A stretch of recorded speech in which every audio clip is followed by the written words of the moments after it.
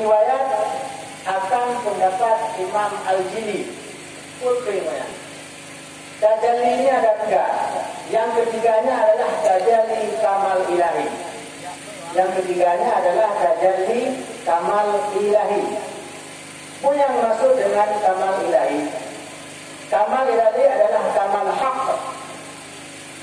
Huwa mahiyatuhu, dianya itu adalah hakikat Allah SWT. Allati la yablugha, hakikat yang hancur. Kepada hakikat itu al-idraku, akan suatu idrak. Maka idrak la yablugh, hana tambah idrak itu kecuali barang yang ada penghujung. Wa kamalu ta'ala la niyatalah, sedangkan kamal Allah Ta'ala tidak ada berpenghujung. Maka kamal ilahi la yusabbihu, kamal ilahi itu tidak menyerupai kamal al-makhluk, akan kamal makhluk biwajih dengan satu jalan daripada jalan-jalan. Karena Allah Ta'ala la yataghayyar, la yatabaddal kama hal bisairil makhluk. Allah hanya mubah, hanya bentuk, lalu kejadian yang ada makhluk. Makhluk mubah dan bentuk-bentuk. Wala yataharu, dan hanya nampak kamal ilahi. Wala yatajalla, dan hanya bertajalli kamal ilahi fiqhul pada makhluk ini illa fi suratin wahidatin, kecuali pada satu surah. Dia suratul insan kamil, dia itu adalah surah insan kamil. Fa'ala ma yaralji, maka dasarnya dari pendapat Imam Al-Jili, laisa hunaka, tidak ada di sana mutahirun yang dapat menglahirkan bagi kamal ilahi illa, kecuali dalikal insan kamil, kecuali itulah insan kamil. Ini adalah pendapat yang telah dikembangkan. Maka kecenderungan itu adalah penyatuan antara zat makhluk dengan zat Allah SWT. Kemudian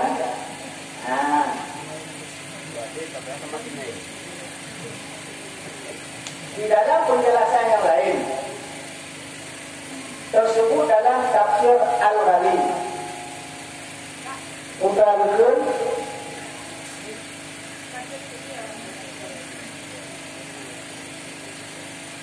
dalam qul huwallahu ahad itu ada kalimat huwa Allah ahad. Itu bagi kepada 3 makam. Huwa Allah ahad. Huwanya ke makam muqarrabin. Ahad ke makam ashabul yamin. Allah ke makam ashabul yamin. Ahad ke makam ashabul shimal. Yang namikan pertanyaan adalah masalah makam pertama.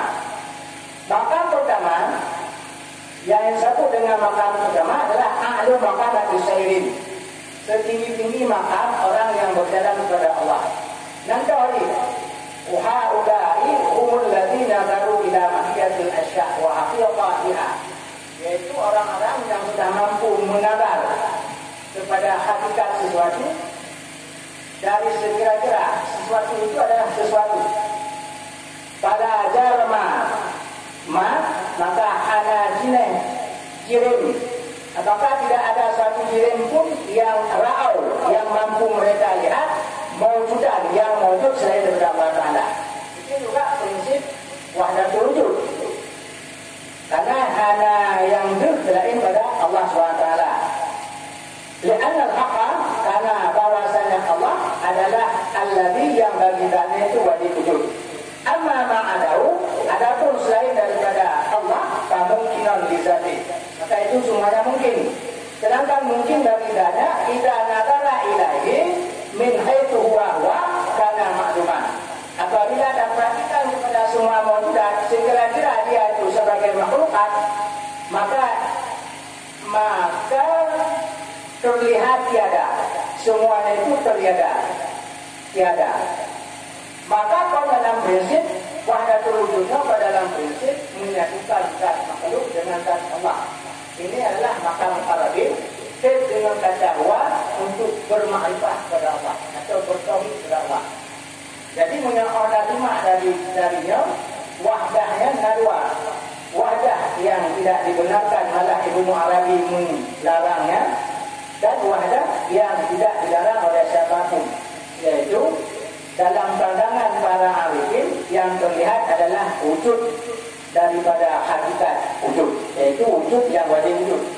Adapun yang mungkin wujud ketika dilihat oleh mereka maka hilang lenyap dari pandangannya sesuai dengan definisi makrifah yang murah ke awal, yaitu talasya kulla ma dunal haq, hilang lenyap dan terlupakan.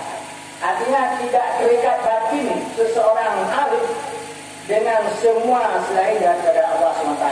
Diterjemahkan kalimat itu kulla man alaiha fan, hilang lenyap terlupakan, tidak terikat batinnya dengan sesuatu yang pada sesuatu itu nilai panah, hilang lenyap. Dan waya baka wajhu rabbika dzul jalali wal ikram. Ini kesimpulan saja wahdah wujud itu ada yang baik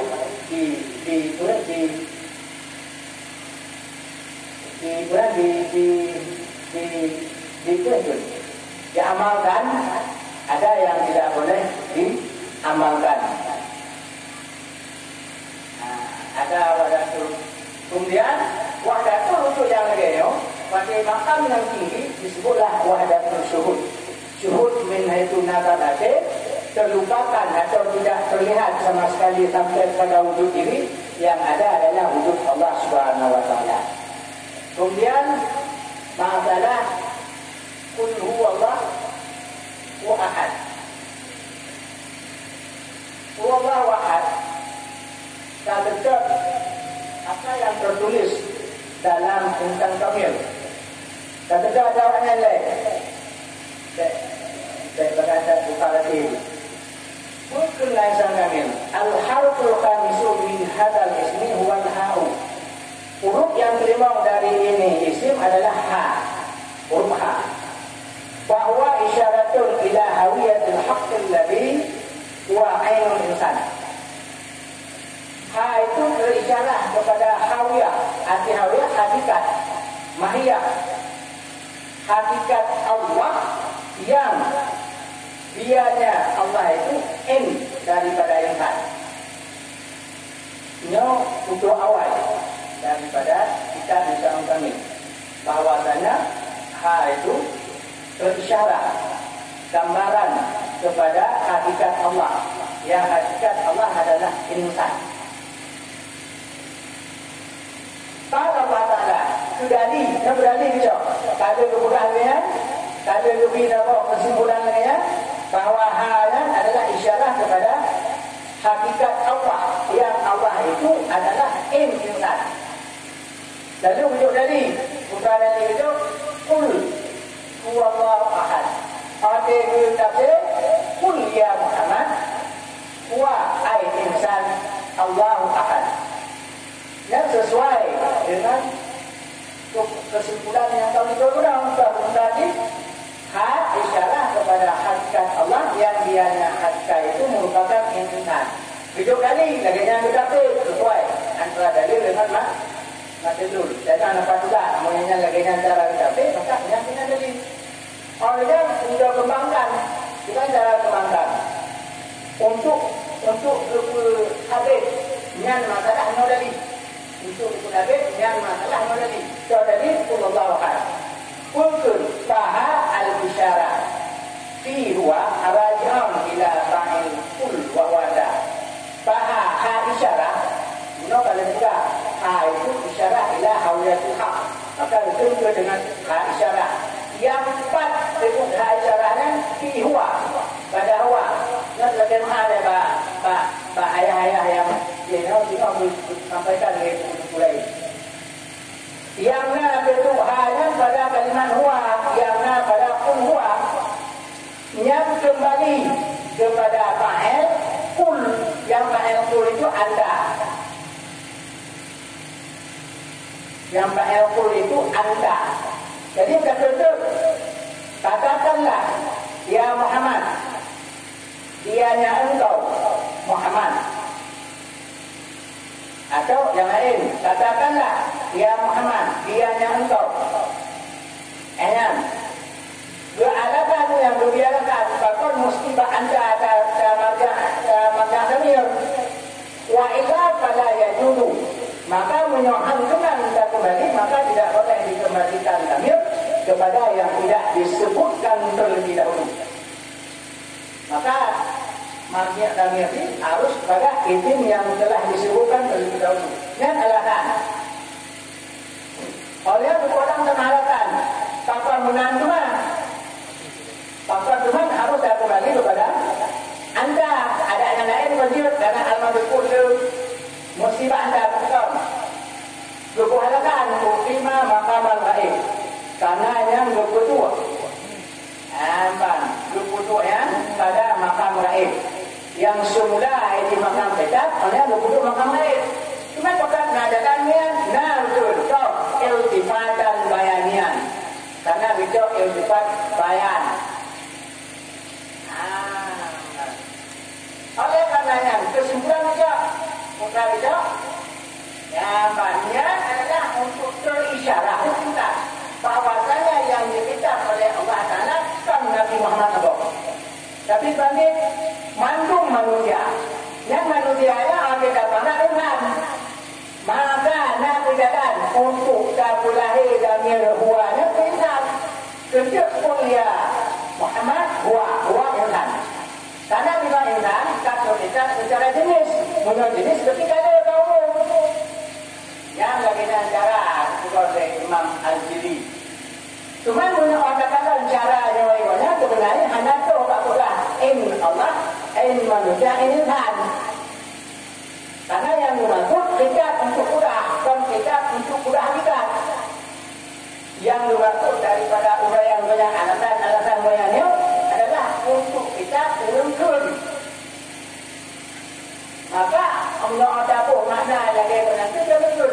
Katakanlah oleh kalian manusia, Allah akan tak berlian. Tapi kalau yang sudah diberi, katakanlah oleh engkau, katakanlah oleh engkau, diana itu Muhammad adalah insan kamil dan Allah dan apa?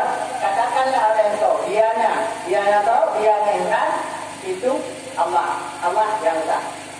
Jadi Allah tiba uraian agak mukhalafah jauh dengan kesimpulan sudah isyarah ila hawiyatil haqqi wa ainu insan. Taujo analisa pada bentuk pendalilan istidlal. Yang pertama tentang masalah menyangkut dengan nahu ba'utul layat itu yang ada di damir ila ghairi mawqul. Masalah damir arti itu jedai. Lapai, makna, syahan. Maka apabila pada makna hakikat tidak tersebut. Jadi itu dalilnya itu wa aqrabu taqwa. Berbuat adillah.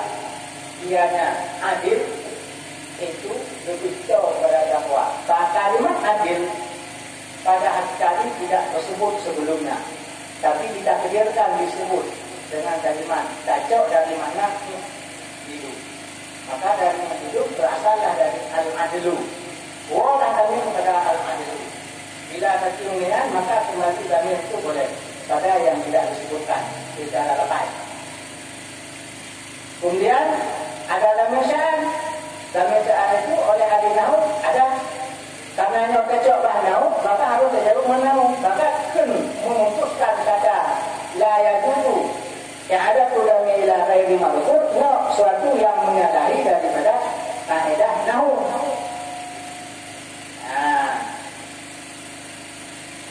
Kemudian yang kedua soal iltifat. Dalam ilmu yang menjelaskan tentangnya, iltifatnya adalah bahagian yang tidak terpisahkan daripada khilaf yang ketidak zahir hal. Dalam menyusun kalam, si mutakalim harus memperhatikan dua hal. Munyohana, hana juga dibentuk kalam yang balira. Waja'alul baliratal kalam ibaquhu limuqtadil maqami. Yang ketidak zahir halnya dengan khilaf yang ketidak zahir halnya adalah penentuan untuk membentuk satu kalam. Kita lihat bila suatu keadaan menunjukkan akan sesuai dengan yang tidak zahir, maka tidak boleh dibentuk dengan khilaf yang tidak zahir. Ketika bentuknya khilaf yang tidak zahir, maka ditanya akan kembali kepada yang tidak hal. Karena zahir dengan hal ini ada dua hal yang umum dan khas. Bila khilaf yang tidak zahir tidak dapat digunakan, maka harus kembali kepada yang tidak hal. Kemudian terkadang pada qul huwallahu ahad yang dalam makam berbicara, ini adalah makam rad dan makam jawab. Makam untuk tolak pandangan orang musyrik dan untuk menjawab pertanyaan orang musyrik. Dari berbagai asbab nuzul, ada yang dibentuk dengan kalimat unsur, nisbahkan Tuhanmu, ahwa min dahabin sifatin dan sebagainya. Ada yang bentuk in'at, sifatkan. Ada yang bentuk sif, mu'ud dan sifat. Dalam pandangan ulama, sebahagian ulama menyatakan makna ditaraduk, murad ditaradifan. Ada yang menyatakan terjadi tagayur, perbedaan makna antara na'tun dengan sifatun. Kalimat na'tun biasa digunakan untuk menunjukkan sifat zat. Ada yang berpendapat kalau sifatun itu adalah kalimat yang menunjukkan kepada sifat af'al dan sifat asma. Sifat zat bukan sifat af'al. Sifat af'al dan sifat asma dan sifat. Maka sifat asma untuk menunjukkan kepada asma dan af'al dan sifat. Sedangkan na'tul itu menunjukkan kepada zat. Artinya sifat zat yang hakiki. Maka kita dibentuk dengan in'an yang dikendaki adalah sifat zat. Apakah bersih, apakah bukan bersih. Kemudian ketika diucapkan sifkana, itu menunjukkan kepada sifat af'alnya dan sebagainya. Maka kesemua bentuk pertanyaan dari orang musyrik ada dibentuk, baik unsur, baik pada in'an atau baik sif. Maka ketika terjawab daripada pertanyaannya, yang jawabannya itu makam jawab dan makam rad. Bedanya makam rad dan jawab, maka cocok. Qul huwallahu ahad, huwa ada tanda insyaat, ada tanda cuma betul daripada pertanyaan. Maka ketentu huwa rabu, wa rabbi, qul ya Muhammad, huwa rabbuka, dianya Tuhanmu. Maka kalimat itu terbagi kepada al-madhkur daripada ucapan urut-urut unsur rabbak atau in'an rabbak atau sif rabbak. Maka terkembalilah kepada rabbak yang telah tersebut di belakang. Oleh karenanya kalam itu berbentuk dalam makam yang tidak zahir hal, maka tidak perlu dalam makam yang tidak zahir untuk diiltifat. Yang kata pula keborotnya dari sekarang ini adalah membicarakan masalah ma'ani, maka yang cocok adalah membandingkan dengan ilmu ma'ani. Ya hanya suka hakikat. Ya lakukan kita ma'anikan ini anak-anak terpenan dia. Bila yang katakan, maka tidak perlu dijadikan diitilfatkan ibarat dari anta kepada kuah. Yang ketiga, bila takutnya bisa diitilfat, kadang ada pendapat Imam Sukaki, maka pendapat Imam Sukaki itu banyak yang ditolak. Salah satunya Imam Suyuti. Imam Suyuti mengisahkan iltifat apabila terbentuk dari dua qadiyah, daripada dua jumlah yang tersebut kedua-duanya. Tuan memahami yang dikir oleh Imam Sukaki juga tidak jauh dari syarat yang dibicara oleh Imam Suyuti. Karena Imam Sukaki yang hanya syarat menyebut oleh jumhur ulama syarat iltifat jumlah pertama harus disebut, baru boleh diiltifat pada jumlah kedua. Imam Sukaki tak perlu bicarakan menyebut jumlah pertama, boleh diiltifat terus. Ia akan ada dua versi pemahaman. Satu, bisa dipahami hanya syarat guna jumlah pertama. Satu, memahami syarat jumlah pertamanya yang hanya disebut. Maka langsung diiltifat, tapi jumlah pertama hidup pada makam marfu dengan dada diri. Sehingga antara jumhur dengan Imam Sukaki tentang mensyaratkan dua jumlah sama. Cuma yang beda tidak mensyaratkan sebut. Bila ada orangnya, maka ada kekeliruan jika ada buat pada insan Muhammad atau anda adalah ada tuan yang bersifat. Karena hasil syarat. Maka hasil syarat Qul huwallahu ahad yang mengandung dalam satu jumlah. Huwallahu ahad yang maqul atau maki akaul. Maki akaul itu pada bahasa sama seperti tempat hidup apa, maka dia adalah bahagian daripada jumlah kul. Tapi dia kul wakal yang satu jumlah. Maka bila datang dari jumhur ulama yang dalam cerita iltifat karena mentong sabuk jumlah. Kadang Imam Sukaki mungkin juga hanya iltifat karena hanya jumlah yang kita beri. Maka dalam tulisan kami dibantu dengan kalimat walau darah itu contoh yang disebut itu adalah satu tak anda, tapi yang dimaksud adalah insan. Maka yang tempat ini adalah pada majaz dan pada iltifat. Karena tokoh menentukan walau darah kan, memang bukan nanti setelah yang dalam dahulu dibariskan di hadapan neraka. Tapi semua umum. Cuman bukan Nabi itu supaya nama-namanya yang tidak terkandung. Sehingga yang dimasukkan dalam badannya adalah walau tarau, andai kamu sekalian melihat. Jadi istilahnya itu majaz mursal. Satu yang disebut dikendaki seluruhnya. Kentut Zikrul juz'i irada kulli. Munyonya dakwa kepada kul, maka cocok di mana? Anak payah ada iltifat dan anak payah ada kedua kembali ke kebaikan. Walaupun kul adanya kulu. Kul katakan oleh Muhammad. Katakan kulu ya ayuhal mu'minin.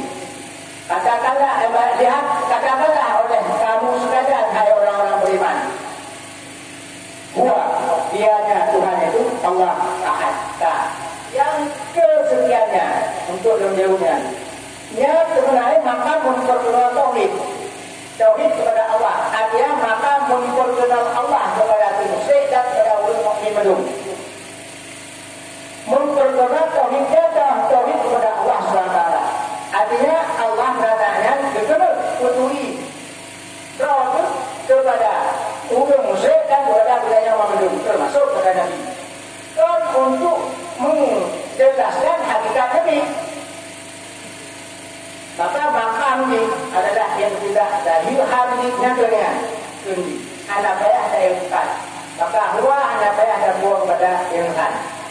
Bila pun tak inginkan dari penjelasan yang ulama lain bahawa kekengkut huwayan iltifat yang dimaksud adalah perintah itu, maka berasinglah kata Allah Ahad itu sebagai atau itu huwanya bukan iltifat. Nah kemudian huwanya tafsir daripada anta sehingga bermakna umum. Kesimpulannya bahwa perintah memperkenalkan Allah yang bukan Nabi Muhammad seluruhnya sebagaimana yang dijelaskan oleh ayat contoh. Oke, yang pada hakikatnya tidak ada satu unsur untuk belah Muhammad in Allah, Allah in Muhammad. Bagaimana yang dijelaskan melalui itu? Ada keterkaitan, ada hubungan antara kitab yang membaca awal dengan cara penafsiran Sallallahu Alaihi. Ini betul. Pada saat tajalli kamal ilahi, hanya Allah yang mampu untuk bertajalli dengan in Allah. Itu berarti insan kamil. Jadi menyatakan maksud itu insan yang mampu insan kamil yang mampu Muhammad. Maka satu-satunya yang mampu bertajalli dengan Allah adalah Muhammad. Sehingga sah betul Muhammad Allah Muhammad. Atau betul in Muhammad in Allah. Sehingga dalam kitab Al-Jili betul antara Allah dengan makhluk. Makhluk yang kata orang insan kamil ni. Makhluk yang kata orang insan kamil. Mulia Allah tidak makhluk insan kamil. Tak baca kayak baca nalu. Karena yang masuk insan yang masuk kamil. Yang kedua yang terjadi di ungkapan I dengan S menyatu dan tak dapat dipisahkan. Awat baca ini, awat itu S. Dan kalau dijelaskan dong, I-nya itu sama, nama saja yang berbeda berdasarkan i'tibar. Jadi akhir ini Wateka simpulkan bahwa untuk kita buka in Muhammad, in Allah, in Muhammad, ini dalam kebenaran tidak coba dari kullu huwallahu ahad bagaimana dijelaskan. Karena menurut Lon hanya contoh tak saja irtifat, tapi menyatakan baca dengan ada jalannya, yaitu dikrul itu juz'i iradah kulli kan itu juz'i iradah kulli mantau mengajarkan untuk kacau. Tapi menyonya kacau irtifat kedua pemahaman dari dua jumhur dari ulama jumhur dan Sukafi dalam untuk kacau dan irtifat. Memang ada tulisan yang menyatakan bahwa itu adalah kalimat yang irtifat. Wa itu irtifat daripada anda berdasarkan pendapat Imam Sukafi. Itu masih diragukan karena mencoba ditafsir tentang masalah bab itu hanya bicarakan sebut jumlah pertama. Karena khawatir dicok kesimpulan syarat oleh Imam Suyuti, syarat untuk irtifat guna dua jumlah. Maka kata pahami bahwa jumlah yang karena terang-terangan betul adalah menurut pendapat jumhur ulama, yaitu syarat untuk irtifat guna tersebut jumlah pertama sebelum terirtifat pada jumlah kedua. Imam Syafi'i tidak disyaratkan tersebut jumlah pertama langsung boleh diirtifat pada satu jumlah tersebut. Memungkinkan kami sebut yang tidak disyaratkan tapi tidak clear jumlah pertama itu mesti agar terjadinya irtifat. Mudah-mudahan yang kita boleh jawab untuk kita hanya menjawab yang kalau jawab itu mungkin kemudian yang pulang balik.